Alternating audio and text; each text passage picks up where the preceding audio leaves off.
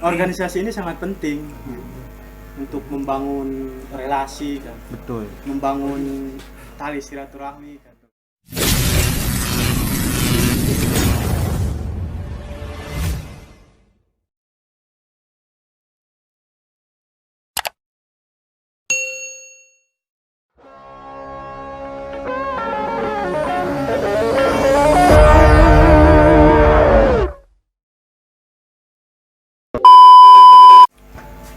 Assalamualaikum warahmatullahi wabarakatuh.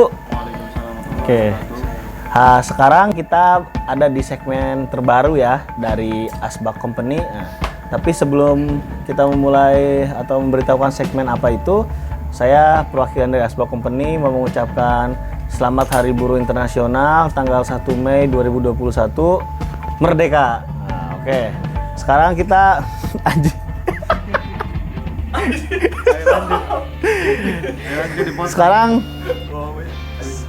Sekarang kita balik lagi ya. Kita ada di segmen baru. Segmen kita pada hari ini yaitu segmen Berdikari, belajar di perkarangan yang rindang. Nah, sekarang kita kedatangan dua orang narasumber. Nah, salah satu narasumber mungkin sudah tidak asing lagi ya kalau kawan-kawan mengikuti kita di awal video yang dulu-dulu. Ada Bung Fikri. Beliau ini salah satu owner dari Asbak Company. Nah, ini yang bisa menyorot perhatian publik nih. Narasumber kita yang kedua, namanya Iman Kasiman. Atau biar Bung Iman deh memperkenalkan diri. Mungkin Bung Iman bisa memperkenalkan diri, nama, usia, dan tempatnya di mana. Silakan. Ya, sebelumnya terima kasih buat Asbak Company ini sudah mengundang saya ke tempatnya. Ya, sebelumnya perkenalkan, nama saya Iman Kasiman, tapi biasa akrab dipanggil Simon. Saya asal dari Sumedang, Sarengseng ya, Desa Kertarahayu, Kecamatan Cibuaya, Kabupaten Karawang. Usia saya sekitaran 23 tahunan lah, Bung. Siap, Bu. Oke, terima kasih Bu Iman atas perkenalannya. Jadi beliau ini namanya Iman Kasiman, biasa dipanggil Simon.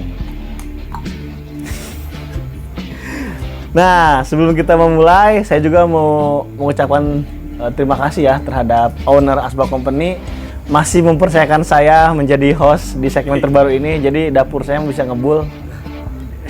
Oke, sekarang kita langsung aja ya kawan-kawan ya. Jadi terima kasih Bung Fikri dan Bung Simon telah hadir di segmen Berdikari. Ya, Papa Gwin. Yes, oh iya saya belum memperkenalkan diri ya. Betul. Oke, maaf saya lupa. Oke, perkenalkan nama saya Adi Prasetyo. Biasanya kawan-kawan memanggil saya Papa Gwen. Oke Bung, kita lanjut lagi nih untuk mempersingkat waktu. Di segmen Berdikari ini kan belajar di perkarangan yang rindang ya. Itu kan berarti kita sama-sama belajar ya Bung ya. Oke. Mungkin ya. betul, berbicara belajar, berbicara anak muda, mungkin salah satu wadahnya itu kan bisa dinamai sebuah organisasi ya Bung. Nah, mungkin menurut Bung sendiri seperti apa sih pandangan organisasi di kalangan anak muda Bung? Mungkin dari Bung Fikri dulu silahkan. Ya, terima kasih Papa Gwin. Gwen.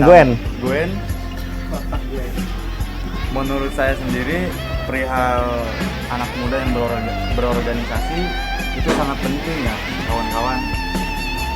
Soalnya gini nih, kalau misalkan kita berorganisasi di kalangan milenial lah mungkin yang bisa dikatakan milenial, itu sangat penting. Soalnya apa? Di wadah organisasi tersebut kita bisa belajar bersama sama kawan-kawan, sharing-sharing satu sama lain, bedah buku atau yang lainnya lah gitu. Makanya kita harus benar-benar belajar gitu ya sinau bareng lah gitu, bisa dikatakan seperti itu. Kalau semisalkan organisasi, saya sendiri ya Bung ya, Betul. saya sendiri pernah merasakan gitu. Betul. Berorganisasi di salah satu organisasi eksternal lah. Betul.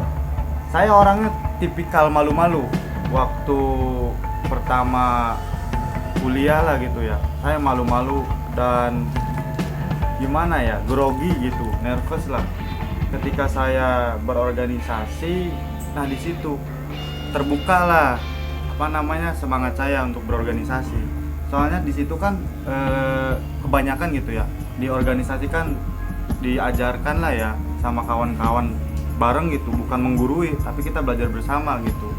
Nah di situ saya bisa berbicara gitu ya, public speaking gitu. Betul. Nah di situ mungkin seperti itu, Bung. Oke, terima kasih Bung Fikri. Nah, kalau dari Bung Simon sendiri melihat organisasi itu gimana sih? Apakah jijik kah atau seperti apakah? Enggak lah, Bro. Ya misalkan, Saya ini santai kan Bung.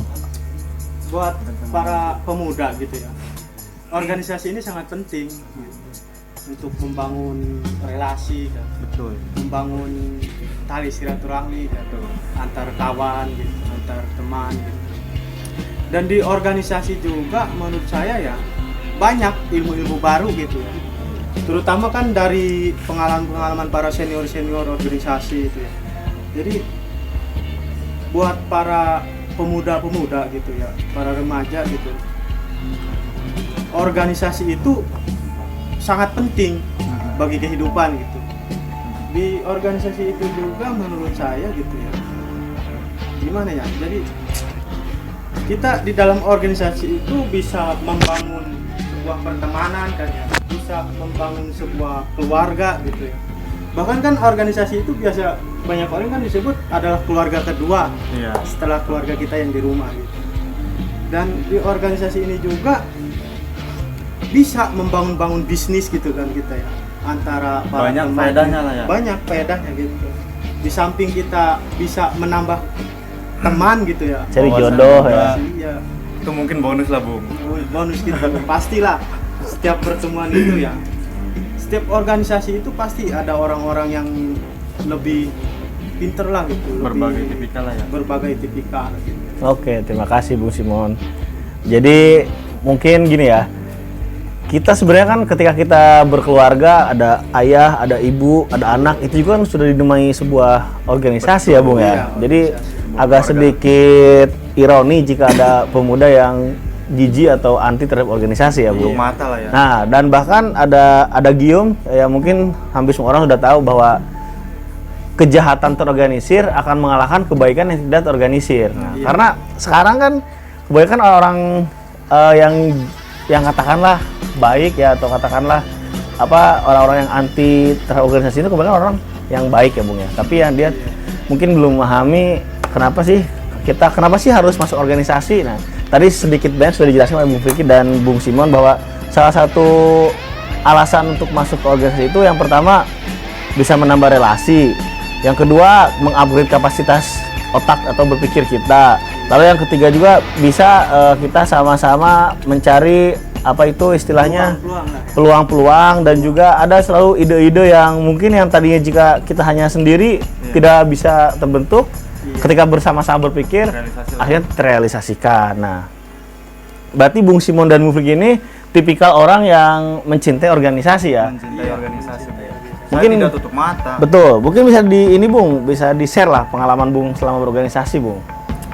Waktu saya sendiri pernah gitu ya, waktu ngampus saya ikut organisasi ekstra maupun internal gitu. Saya internalnya di Hima Hukum gitu, dan di eksternalnya saya sendiri di PMI gitu Pak. Meskipun saya aktif gitu ya di PMI kisaran 1 tahun gitu. Nah saya fokus di Hima, di internal kampus. Nah pas yang paling berkesan nih ya, waktu itu ada bencana Lombok. Lombok. Nah waktu itu ada bencana Lombok Bung. Iya. Nah di situ saya dipercayakan sama kawan-kawan gitu ya untuk jadi ketua pelaksana Lombok, Betul. peduli Lombok. Nah di organisasi saya kan tidak tahu nih taktik-taktik mengenai sumbangan dananya gitu ya, Betul, atau kita izin ke instansi mana gitu ya. Betul. Saya kan tidak tahu nih. birokrasinya ya. Ya, birokrasinya tuh. Nah, pas saya berorganisasi di internal gitu ya di Hima Hukum, saya jadi tahu, dan alhamdulillahnya kawan-kawan saya sendiri mempercayai saya gitu, ketua pelaksana, meskipun di backup sama senior-senior saya gitu, diarahkan gitu. Nah, di situ istilahnya organisasi itu sangat penting. organisasi itu sangat penting. Soalnya gimana ya, kalau misalkan kita tutup mata sama organisasi, Betul. menurut saya sendiri ya, ruang gerak kita tuh stuck di situ aja. Terbatas ya. Terbatas, ya. Betul, terbatas. Makanya untuk kawan-kawan tersendiri gitu ya, yang nonton gitu di konten di di channel Asbak Company ini, ya jangan tutup mata lah kalau misalkan kita ingin berorganisasi, meskipun gitu ya nutrisi otak kita masih ya di bawah rata-rata gitu ya, kita jangan mandang ke situ. Kalau semisal menurut saya sendiri nih ya, saya pukul dulu, urusannya belakangan gitu. Kita maju dulu. Menurut saya seperti itu. Oke, terima kasih Harus Bung berani Fikri. mengambil resiko lah ya. Betul. Oke, siap. Terus untuk Bung Simon, sebenarnya apa sih alasan kalau kita menganalisa ya, kita mencoba menganalisa kawan-kawan yang anti terhadap organisasi ya. Menurut Bung Simon sendiri, apa sih alasan orang-orang itu tidak mau ikut organisasi? Seperti apa sih alasannya? Kenapa sih kok bisa sih nggak mau ikut berorganisasi? Ya mungkin salah satunya dia takut dimanfaatkan. Contohnya seperti apa, Bung? Ya ketika ada seorang anak gitu ya, dalam pemuda gitu, bapaknya tuh tokoh masyarakat gitu, dan dia tuh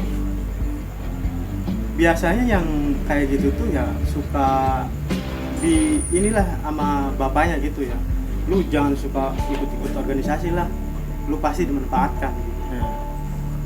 Tapi Ada kepentingan tersendiri mungkin iya, lah ada ya. kepentingan sendiri. Pasti setiap anak muda gitu ya, para pemuda gitu ya, mengikuti organisasi itu pasti ada kepentingan pribadi.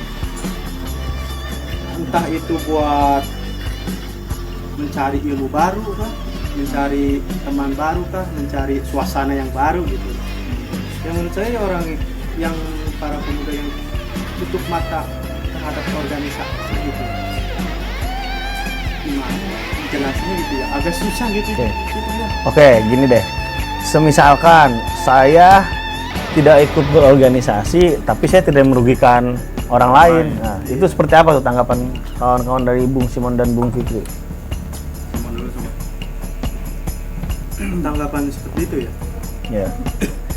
Menurut saya ya baik-baik saja gitu ya. Berarti nggak masalah dong, gua Nggak nggak ikut masalah. organisasi. Iya, nggak masalah. Yang penting tidak merugikan orang gitu ya, dan tidak merugikan dirinya sendiri. Oke. Kalau menurut Bung Fik, Menurut saya sendiri sih, kalau saya sendiri nih ya, organisasi itu sangat penting sih Pak. Menurut saya sendiri gitu ya. Soalnya apa? Kalau misalkan kita berorganisasi, yang tadinya kita public speaking kurang gitu ya, kita tidak tahu cara-cara taktik organisasi seperti apa gitu ya. Nah, ketika kita sudah masuk di organisasi tersebut, entah organisasi apapun itu maupun OKP dan sebagainya gitu ya. Nah, disitulah kita belajar bersama. Nggak ada yang namanya menggurui. Dan saya pribadi pernah gitu ya istilahnya, mungkin organisasi forum komunikasi pemuda sedang tertidur mungkin lah ya, belum bangun lagi. Saya senang gitu Bung, di dalam organisasi tersebut apa ya, meskipun agak sedikit enggak kecapai gitu ya. Jadi gini Bung, saya waktu itu di forum komunikasi pemuda gitu ya, FKP, bisa dikatakan FKP gitu. Saya punya lahan konservasi himpunan FKP tersebut. Betul. Kita menanam di situ, bayam dan sebagainya, pakcoy dan sebagainya gitu ya. Bahkan kan Cabai-cabean. yang kemarin yang waktu itu mau hidroponik gitu Iya, ya, cuma hidroponik gagal. kan cuma gagal. Meskipun asumsi dari tetangga saya sendiri ada yang mengkritik gitu ya. Ngapain sih kayak gitu katanya, kotor-kotor, bukannya kerja katanya. Terkadang gini Bu, soalnya gitu menurut saya tersendiri ya, kesuksesan di desa itu terkadang orang-orang yang berangkat pagi, pulang sore, bahkan larut malam. Iya. Bisa dikatakan seperti itu. Misalkan kesetaraan kesuksesan di kampung itu seperti itu. Kadang-kadang kan faktor umur juga kan, kalau misalkan di kampung. Tahu apa sih lu? Cuman Iya. baru umur 10 tahun atau 18 tahun. Jangan sok tahu. Kadang jangan melihat umur lah, umur cuman angka menurut saya, Bu. Oke. Mungkin seperti itu, Bu. Terus berorganisasi. Bahkan kan kata ketua FKP itu ya, Bung Dani, Iya. kalau nggak salah, apa dia pernah membuat statement gitu ya, kita itu anak muda gitu, kita itu penerus bangsa gitu, kalau bukan kita siapa lagi. Nah gitu, pemuda itu masa depan bangsa gitu, yang pasti akan menggantikan para beliau-beliau gitu. Oke, tadi sekilas tentang tentang mungkin pendapat atau opini dari kawan-kawan terkait organisasi. Nah, saya juga ada pertanyaan lagi nih untuk kedua narasumber. Di organisasi ini kan sebenarnya tidak bisa kita mengatakan single fighter ya, karena single fighter itu tidak cocok dengan sebuah organisasi ya.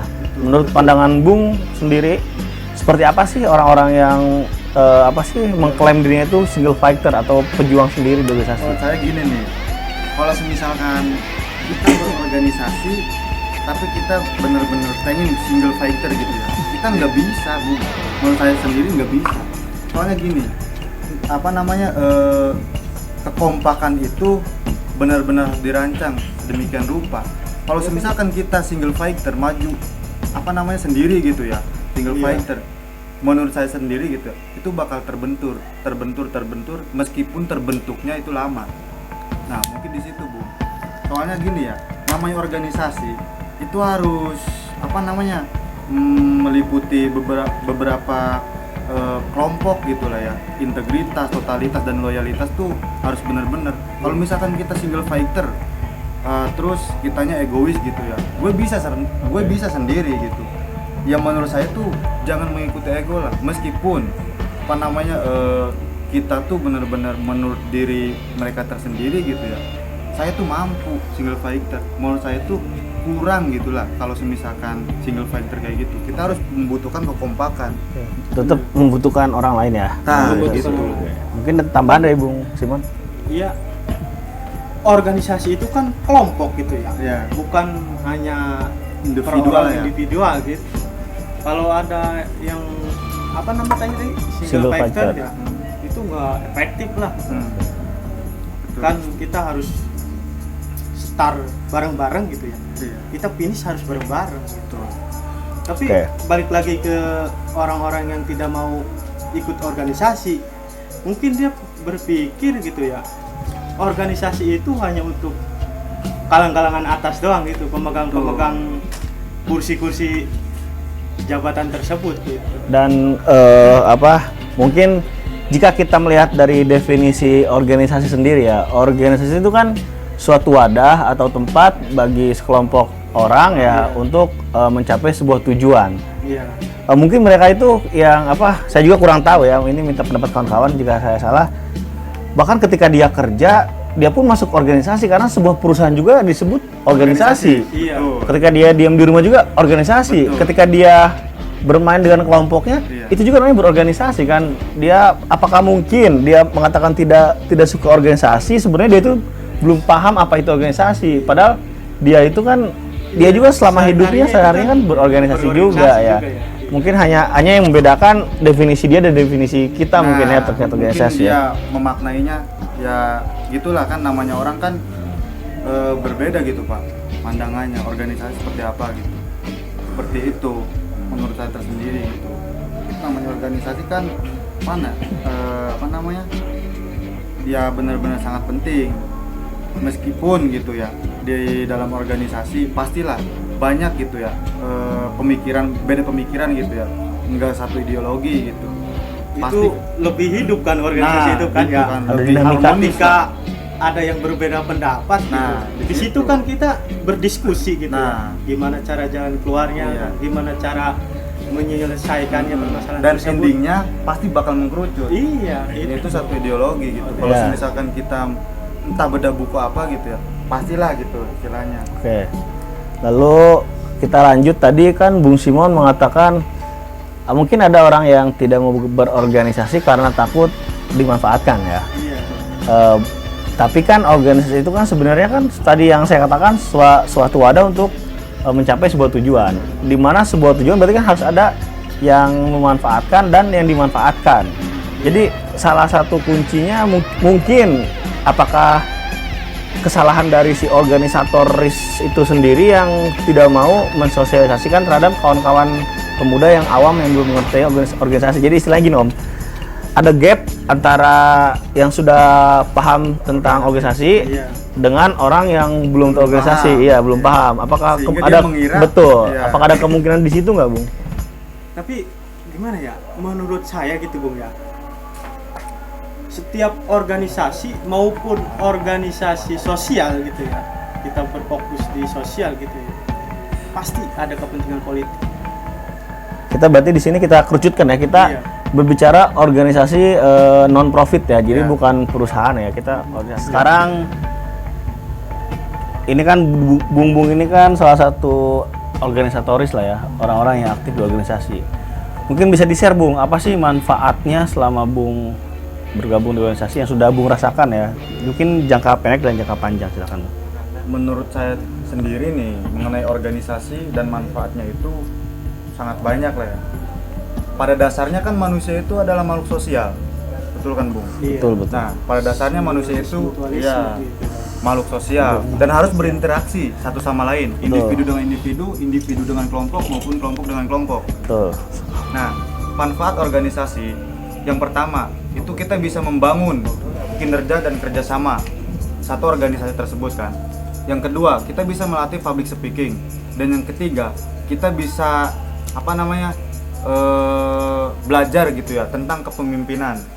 Siapa tahu kan, orang nggak tahu Bung, namanya nasib gitu ya. Iya benar. Ya mungkin misalkan kita jadi pimpinan gitu ya, entah pimpinan di dalam birokrat apa gitu. Nah, kita harus berorganisasi. Menurut saya sendiri gitu ya, itu benar-benar manfaatnya banyak. Membangun jejaring relasi itu pastilah ya. Pasti. Iya, itu pasti kan. Nah, menurut saya seperti itu, Bu. Oke Bung, terima kasih Bung. Tapi tambahan gitu ya, untuk Siman. manfaat dari organisasi juga ya. Saya jujur gitu ya, ikut organisasi ini sekitaran sudah hampir 3 tahun jalan lah ya. Iya. Hitung dari ke belakang. Jadi mindset berpikir itu terasa hidup gitu ketika mengikuti organisasi gitu. Iya. Berpikir segala macam upaya gitu ya. Gimana ya, di organisasi itu bisa menghidupkan pola pikir individual gitu ya. Iya. Itu sih yang saya rasakan di Oke. organisasi. Oke, tadi apa manfaat yang sudah dirasakan? Oke, kawan-kawan, untuk malam hari ini saya Adi Papa Gwen pamit.